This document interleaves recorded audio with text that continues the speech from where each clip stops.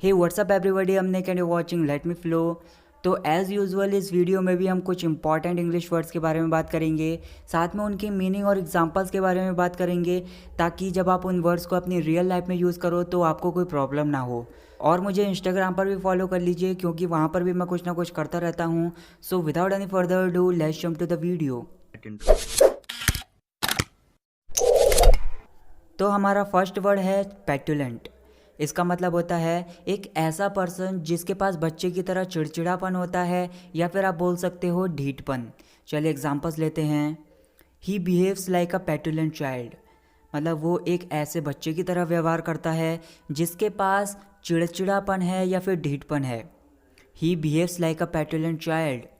एक और एग्जांपल है, I really don't like his petulant behaviour, मतलब मुझे उसका पेटुलेंट बिहेवियर सच में पसंद नहीं है, मतलब मुझे उसका बच्चे की तरह चिड़चिड़ापन पसंद नहीं है। I really don't like his petulant behaviour. Next word is adore. It means किसी पर्सन को या फिर किसी चीज़ को बहुत ज़्यादा पसंद करना, या फिर उसको बहुत ज़्यादा प्यार करना। चलिए एग्जांपल्स लेते हैं। Most of girls adore chocolates, मतलब ज़्यादातर लड़कियों को चॉकलेट्स पसंद होती हैं। Most of girls adore chocolates. एक और एग्जांपल है, I am adored bye my grand mother, मतलब मुझे दादी के द्वारा बहुत ज़्यादा प्यार किया जाता है। I am adored bye my grand mother. Next word is ticklish. का मतलब होता है एक ऐसा पर्सन जो गुदगुदी करने पर बहुत ज़्यादा हंसता है, या फिर एक ऐसा पर्सन जिसको बहुत ज़्यादा गुदगुदी लगती है। चलिए एग्जांपल्स लेते हैं। दैट किड इज़ टिकलिश, मतलब उस बच्चे को बहुत ज़्यादा गुदगुदी लगती है, मतलब जब उसे गुदगुदी की जाती है तो उसे बहुत ज़्यादा हंसी आती है। That kid is ticklish. एक और एग्जांपल है, I am ticklish on feet, मतलब जब मेरे तलुओं पर गुदगुदी की जाती है तो मुझे बहुत ज़्यादा हंसी आती है, या फिर मेरे तलुओं पर बहुत ज़्यादा गुदगुदी लगती है। I am ticklish on feet.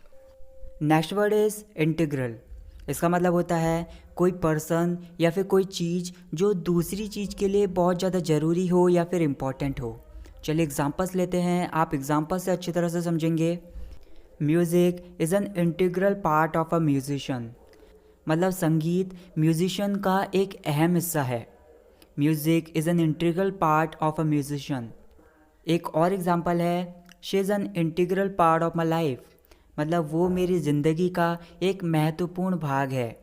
She is an integral part of my life. Next word है सेटिस्फाई। इसका मतलब होता है किसी को संतुष्ट करना, या फिर जो चीज़ वो चाह रहा है उसको वो चीज़ देकर या फिर उसको पूरा करके संतुष्ट करना। चलिए एग्जांपल्स लेते हैं। Two chapatis are not enough to satisfy my appetite, मतलब मेरी भूख को संतुष्ट करने के लिए केवल 2 रोटियां पर्याप्त नहीं हैं। Two chapatis are not enough to satisfy my appetite. एक और एग्जांपल है, owners are not able to satisfy all the demands of workers because of lockdown, मतलब लॉकडाउन की वजह से जो मालिक हैं वो वर्कर्स की सारी मांगों को पूरा करने के योग्य नहीं हैं। Owners are not able to satisfy all the demands of workers because of lockdown. Next word is sprinkle. इसका मतलब होता है छिड़काव करना। ये वर्ड केवल लिक्विड चीज़ों के लिए यूज़ नहीं किया जाता है, अगर किसी चीज़ के छोटे छोटे पीसेस का छिड़काव किया जाता है तो उस टाइम पर भी इसे यूज़ कर सकते हैं। चलिए एग्जांपल्स लेते हैं। I sprinkle powder on my body after taking bath, मतलब नहाने के बाद मैं अपने शरीर पर पाउडर का छिड़काव करता हूँ। I sprinkle powder on my body after taking bath. एक और एग्जांपल है, add sprinkles of cheese on pizza, मतलब पिज़्ज़ा पर पनीर के छोटे छोटे टुकड़ों का छिड़काव कर दो। Add sprinkles of cheese on pizza. Next word is volunteer. इसका मतलब होता है अपनी इच्छा से काम करने वाला, या फिर आप बोल सकते हैं स्वयंसेवक। चलिए एग्जांपल्स लेते हैं। Number of volunteers are there to raise voice for Sushant Singh Rajput, मतलब सुशांत सिंह राजपूत के लिए अपनी इच्छा से आवाज़ उठाने वाले बहुत सारे लोग हैं। Number of volunteers are there to raise voice for Sushant Singh Rajput. एक और एग्जांपल है, जैसे जादूगर के मुंह से आपने बहुत बार सुना होगा, for this magic I need a volunteer from the audience, मतलब इस जादू के लिए मुझे ऑडियंस में से एक ऐसे पर्सन की आवश्यकता है जो स्टेज पर अपने आप आए, खुद आए। For this magic I need a volunteer from the audience. Next word है इंटीग्रेट। इसका मतलब होता है किसी एक चीज़ को दूसरी चीज़ में जोड़ देना, या फिर आप बोल सकते हैं दो चीज़ों को आपस में जोड़ देना टू मेक मोर इफेक्टिव। चलिए एग्जांपल्स लेते हैं। You should integrate exercises to your life. मतलब तुम्हें अपनी ज़िंदगी में एक्सरसाइजेस को ऐड कर देना चाहिए, व्यायाम को ऐड कर देना चाहिए। मतलब आप सिंपली ये बोलना चाह रहे हो कि व्यायाम को आपको अपनी ज़िंदगी का हिस्सा बनाना चाहिए। You should integrate exercises into your life. Next word is assist. इसका मतलब होता है किसी की कुछ करने में सहायता करना या फिर मदद करना। चलिए एग्जांपल्स लेते हैं। How may I assist you. मतलब मैं आपकी क्या करने में मदद कर सकता हूँ। How may I assist you. एक और एग्जांपल है, could you please assist me to take right step for my future. मतलब मेरे भविष्य के लिए सही कदम उठाने में कृपया क्या आप मेरी मदद कर सकते हो। Could you please assist me to take right step for my future. Next word is enclose. इसका मतलब होता है किसी चीज़ को किसी चीज़ के अंदर रखना या फिर बंद कर देना। चलिए जैसे एग्जांपल है, I got enclosed silver play button when I cross 1 lakh subscribers on my channel. मतलब जब मैंने अपने चैनल पर 1 लाख सब्सक्राइबर्स पूरे किए थे तब मुझे एक बॉक्स में सिल्वर प्ले बटन पैक्ड मिला।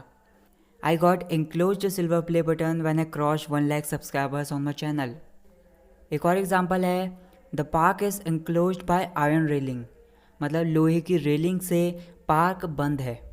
The park is enclosed by iron railing. Next word is offensive. इसका मतलब होता है अपमानजनक। चलिए एग्जांपल्स लेते हैं। Your offensive language in front of my parents is out of my tolerance. मतलब मेरे माता पिता के सामने तुम्हारी अपमानजनक भाषा मेरी बर्दाश्त के बाहर है। Your offensive language in front of my parents is out of my tolerance.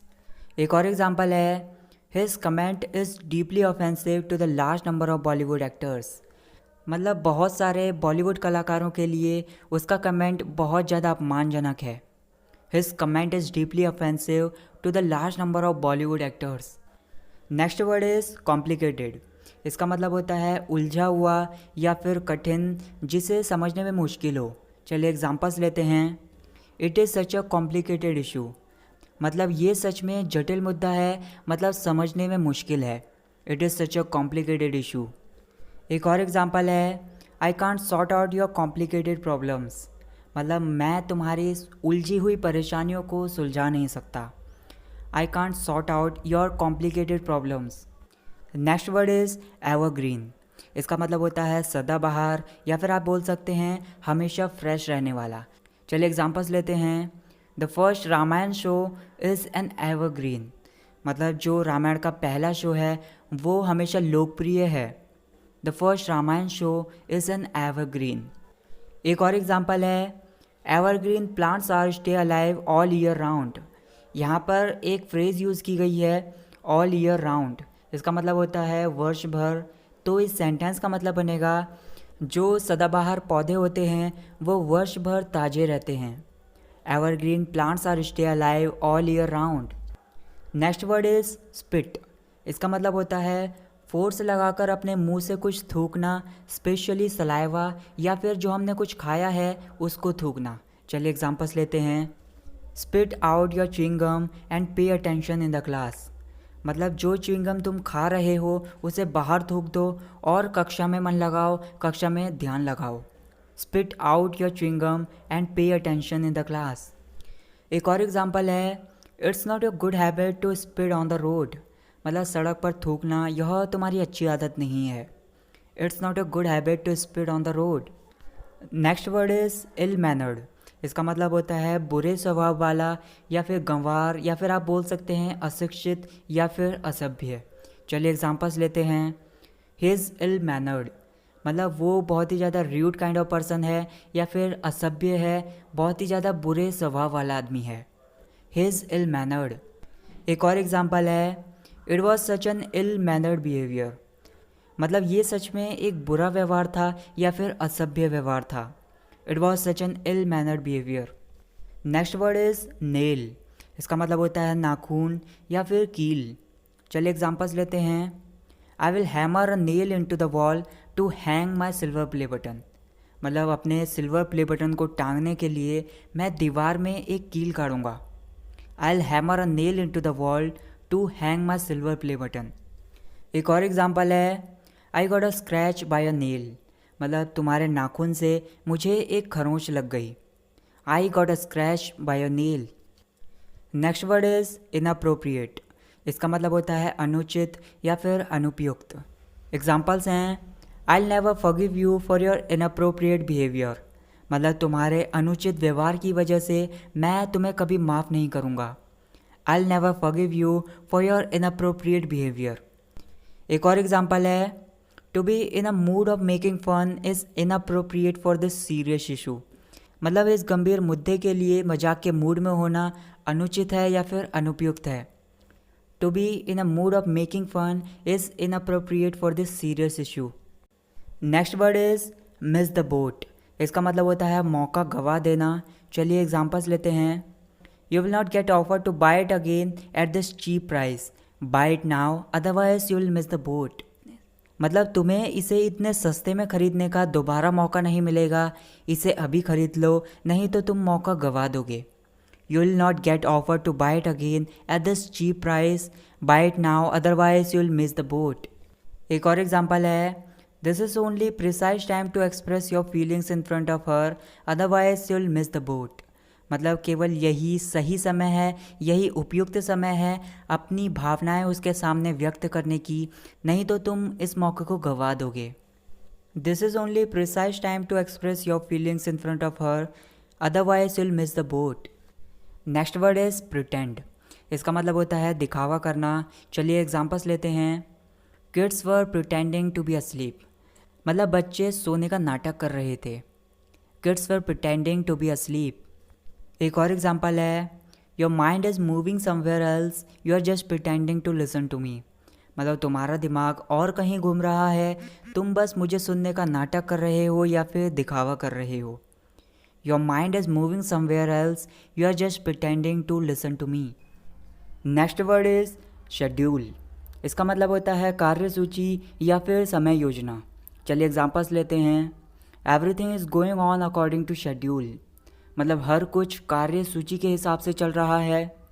Everything is going on according to schedule. एक और एग्जांपल है, I have hectic schedule today. मतलब मेरी जो कार्य सूची है वो भरी हुई है। मतलब सिंपली आप ये बोलना चाह रहे हो कि आज मेरी व्यस्त दिनचर्या है। I have hectic schedule today. So that's it guys for this video. I hope आपको वीडियो पसंद आई होगी। गाइस आपके लिए होमवर्क है, आपके सामने 2 वर्ड्स हैं, टिकलिश एंड इंटीग्रल। इन दोनों वर्ड्स की मीनिंग के साथ अपना खुद का एक एक सेंटेंस बनाइए और मुझे कमेंट सेक्शन में बताइए, क्योंकि इन दोनों वर्ड्स को तो मैंने अपनी इसी वीडियो में लिया है। मैं बस चेक करना चाहता हूँ कि मेरी वीडियो कौन कौन केयरफुली देख रहा था। और वीडियो को लाइक करना ना भूलें। Thanks for watching this video guys, see you in the next video. जय हिंद, जय भारत।